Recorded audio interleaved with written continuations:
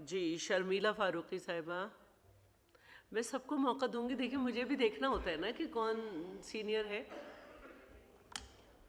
शुक्रिया madam chairperson साहिबा।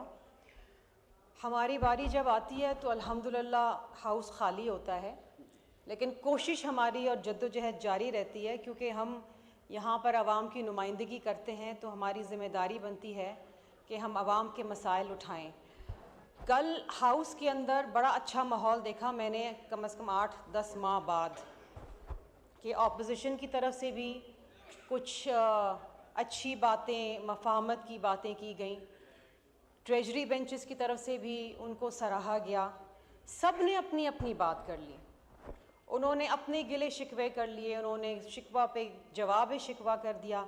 लेकिन अनफॉर्चुनेटली मैडम, यहाँ अवाम के जो मसाइल हैं उसकी बात बहुत कम होती है। मैं जब सिंध असम्बली में थी तो मुझे लगता था कि जब मैं नेशनल असम्बली में जाऊंगी तो मैं बहुत अहम किरदार अदा कर पाऊंगी, क्योंकि ये वो ऐवान है जहाँ पर कानून साजी होती है, जहाँ पर आवाम के मसाइल होते हैं, जहाँ पर लीडरशिप बैठती है, सुनती है। अब अगर मैं यहाँ सिंध की नुमाइंदगी करते हुए खड़ी हूँ और बात कर रही हूँ तो सामने के सारे बेंचेस खाली हैं। वज़ीर आते हैं गिने चुने, इक्का दुक्का, अपने कोई बिल लेकर आते हैं, वो बिल जैसे ही पास होता है वो चले जाते हैं।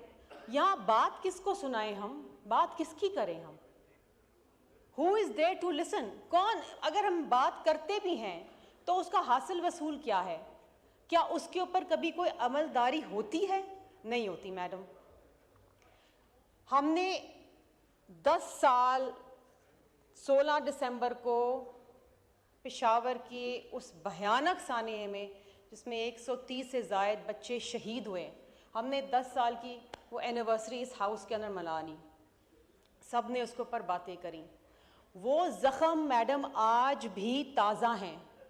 वो किसी के बच्चे थे, वो घर उजड़ गए, लेकिन उसके साथ साथ जो बच्चे ज़िंदा हैं इस मुल्क के अंदर, हम उनके लिए क्या कर रहे हैं? मेरा दिल दुखता है जब मैंने कल पढ़ा कि पारा चिनार के जो डिस्ट्रिक्ट हेडक्वार्टर हॉस्पिटल के जो एमएस हैं, उन्होंने बताया कि 29 बच्चों की अमवात हुई है क्योंकि बर वक्त दवाइयाँ वहाँ पर नहीं पहुँच सकी।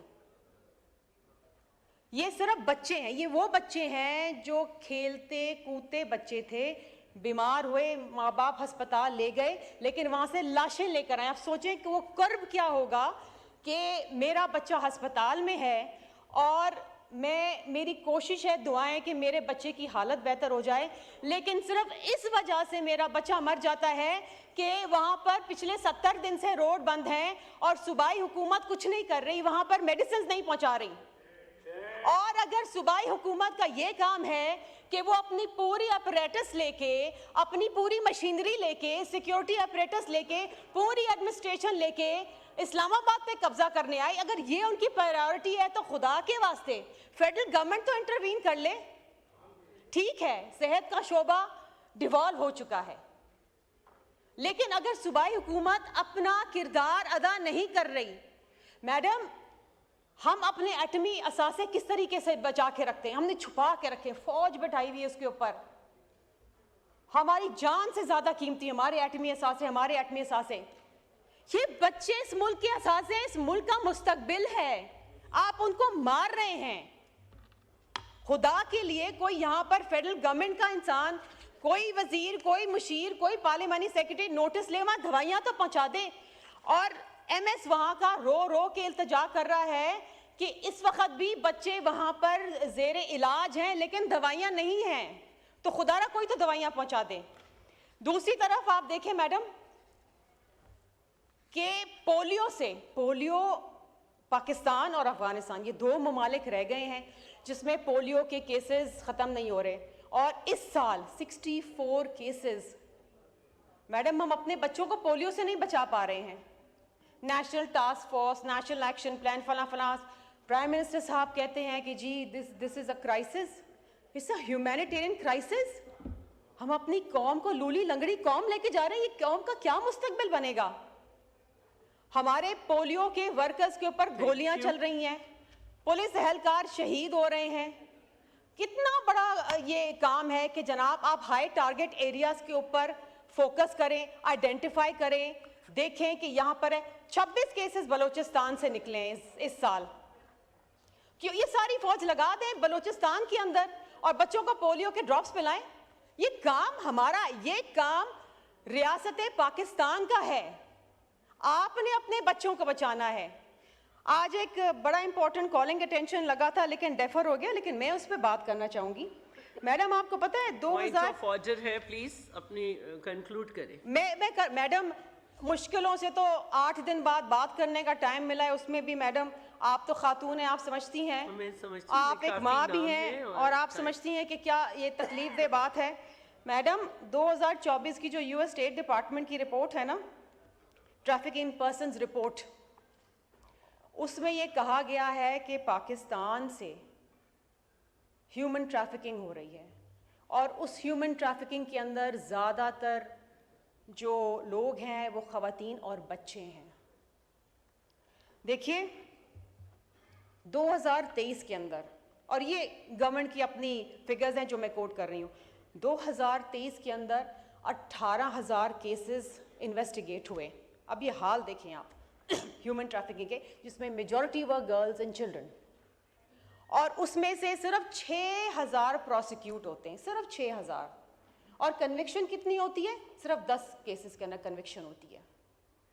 तो अगर ये हालात रहे तो फिर यही होगा, बच्चे जो हैं वो स्मगल होके चले जाएंगे पाकिस्तान से। मैडम एस्टिमेट, गवर्नमेंट तो कभी एस्टिमेट देती नहीं है, ये जो एनजीओज काम करती हैं या जो अमेरिकन डेटाबेस एनालिटिकल कंपनीज होती हैं वो देती हैं एस्टिमेट। मैडम 20,000 इंडिविजुअल्स, और ये एस्टिमेट है, the figure could be more than this, 20,000 लोग एनुअली ट्रैफिक होते हैं पाकिस्तान। अभी 3-4 दिन पहले की बात है कि ग्रीक ट्रेजेडी हुई है, जो बोट कैप्साइज हुई है, प्राइम मिनिस्टर साहब ने उसके ऊपर नोटिस भी लिखा है कि this is a silent crisis in Pakistan.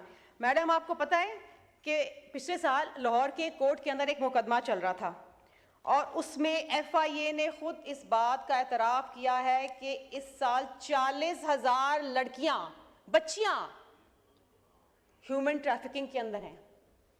ये खुद FIA एतराफ़ कर रही है। और मजे की बात यह है कि जब क्रैकडाउन होता है कि तो FIA के अपने एहलकार पकड़े जाते हैं इसमें मुलव्विस। और दूसरी जो तकलीफ दे बात है मैडम, नहीं मुझे प्लीज बात करने दो। पॉइंट ऑफ ऑर्डर है ये, पॉइंट ऑफ ऑर्डर है मैडम, मुझे पता नहीं अगली दफा मौका कब मिलेगा, मैं सारी बातें तो कर लूं, लेकिन एक और भी लेकिन यहाँ जवाब देने के लिए मैडम कौन है? मुझे कोई जवाब तो दे दे कि खुदारा कोई पारा चिनार के अंदर दवाइयां पहुंचाएगा अस्पताल को। पोलियो के ऊपर ये हुकूमत क्या कर रही है? ये जो ट्रैफिकिंग हो रही है इसके ऊपर क्या हो रही है? मैडम ये बहुत सारे मुश्किल बड़े संजीदा मसाइल। Thank you.